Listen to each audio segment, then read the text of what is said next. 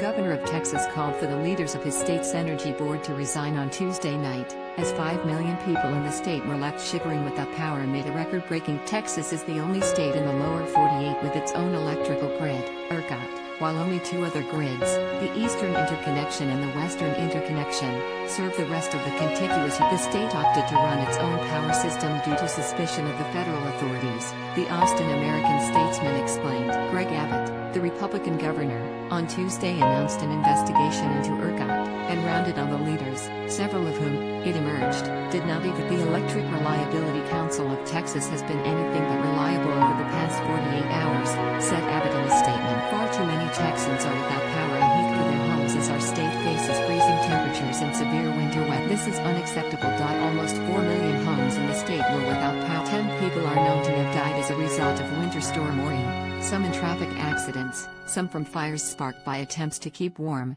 and at least 2 homeless people from the cold. Shocked Texans suffered some of the coldest days in living memory, with temperatures falling as low as -2 Fahrenheit in Dallas, marking only the 5th time on record that the temperature was. Yet Texas produces more crude oil and natural gas than any other state. It also generates more electricity than any other state, with production rates almost twice those as Florida, the second highest electricity producing state. Natural gas-fired power plants generated 40% of Texas electricity in 2020, according to ERCOT. The largest singles wind turbines were second at 23%, followed by coal at 18% and nuclear at 11%. Texans were asking how their energy-rich state could be so swiftly left without. Share this article. Share gas. Natural gas accounts for a significant percentage of household heating. More than a third of Texas households rely on natural gas as their primary heating fuel, according to the U.S. Energy Information Administration, EIA. Experts say that much of the problem in Texas was down to natural gas. Half of the state's power plants also use natural gas to produce electricity. Texas is a gas state, said Michael Weber, an energy resources professor at the University of Texas at Austin. He told the Texas Tribune, gas is failing in the most spectacular fashion due to a shortage in the natural gas supply but record gas consumption. Gas lines were depressurizing, according to experts. If natural gas power plants can't get the pressure they need to operate, they have to shut down. Dan Woodfin, a senior director for ERCOT, told Bloomberg on Tuesday that natural gas pressure was a significant issue. But, he added, failures across all sources were partially to blame.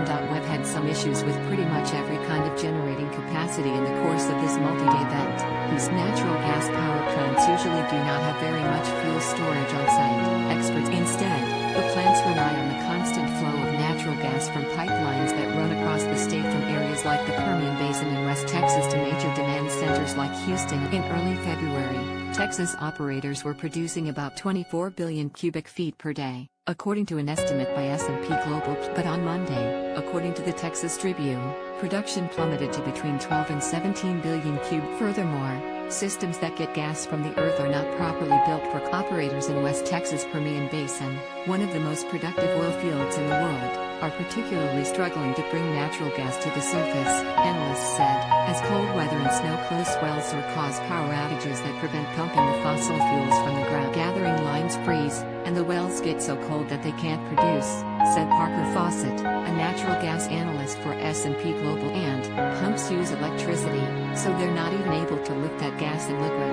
because there is no power. On Tuesday evening, Texas Gas Service warned again that demand for natural gas is outpacing supply and urged customers on their website to conserve energy as it is going to take time for our suppliers to get their natural gas wells back on. The company provides gas to the El Paso, Austin and Rio Grande Valley areas of Texas and has more than 670,000 customers. The plea comes after a statement issued on Monday warning that its supply wells were freezing over in supply. They said not to expect a quick reintroduction of service. Once the system is operating again, we need to visit each home to check for leaks and re-establish gas service, the company warned. This makes the need for energy conservation even more important. Right-wing commentators were swift to blame renewable energy for Texas crisis, with Fox News' Tucker Carlson incorrectly claiming that Texas was totally reliant on wind. ERCOT, however, said that wind turbines accounted for 23% of the state's electricity need, and only accounted for a limited loss of power. On Monday, frozen instruments and a limited gas supply forced 30,000 megawatts/h of power offline. ERCOT said that wind turbines accounted for less than 13% of the total generation that was lost on Monday. The main problem came from coal and gas. Much Much of the problem seemed to stem from a lack of preparation for winter conditions. Wind turbines, like natural gas plants, can be winterized or modified to operate during very low temperatures, and work well in Arctic. Experts say that many of Texas' power generators have not made those investments necessary to prevent disruptions to equipment since the state does not regularly experience extreme winter storms. Oil Texas produces roughly 4.6 million barrels of oil a day and is home to some of the nation's largest refineries, spread throughout the Gulf. In Midland, part of the U.S. Permian Shale region, temperatures were in the single digits. Motiva Enterprises said it was shutting down its Port Arthur, Texas, manufacturing complex, which includes its refiner. Motiva's Port Arthur refinery produces more than 630,000 barrels of product per day, making it the largest refinery in the United States. Citgo Petroleum Corp said some units at its 167,500 barrel per day, BPD, Corpus Christi, Texas,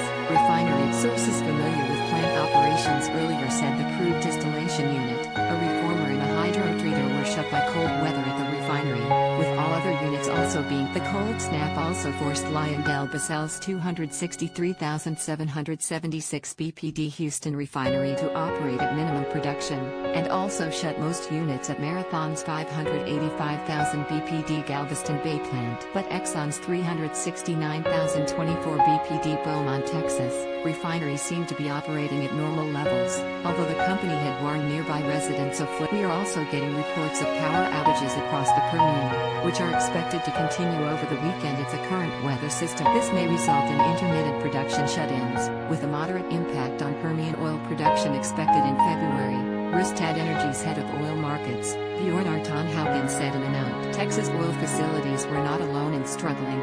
Energy distribution was stalled across large parts of the Kinder Morgan's natural gas pipeline company reported capacity constraints at various locations on its pipeline system, while Enable Gas Transmission announced it was taking measures to ensure adequate supply for customers. Oil pipeline operator Enbridge Incorporated on Monday said a 585,000 barrel per day crude oil pipeline that runs from its terminal near Pontiac, Illinois, outside of Chicago, to the largest U.S. oil storage hub in Cushing, Oklahoma, was halted because of power outages.